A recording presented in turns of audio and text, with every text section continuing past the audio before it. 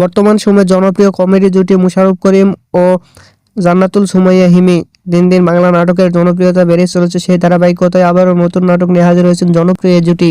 নাটকটির নাম দু নৌকায় পা। এই নাটকটিতে অভিনয় করেছেন বর্তমান সময়ের আলোচিত অভিনেতা মোশাররফ করিম, আলোচিত অভিনেত্রী জান্নাতুল সুমাইয়া হিমি। এই নাটকটি রচনা ও পরিচালনা করেন তৌফিক মোহাম্মদ হাসান। নাটকটি খুব শীঘ্রই জি সিরিজের ইউটিউব চ্যানেলে প্রকাশিত হবে। আপনারা দেখতে চাইলে অবশ্যই জি সিরিজকে ইউটিউব চ্যানেলে চোখ রাখুন এবং নিয়মিত নতুন নতুন নাটকের আপডেট পেতে হলে অবশ্যই চ্যানেলটিকে সাবস্ক্রাইব করে রাখুন। পরবর্তী ভিডিওর জন্য অপেক্ষা করুন।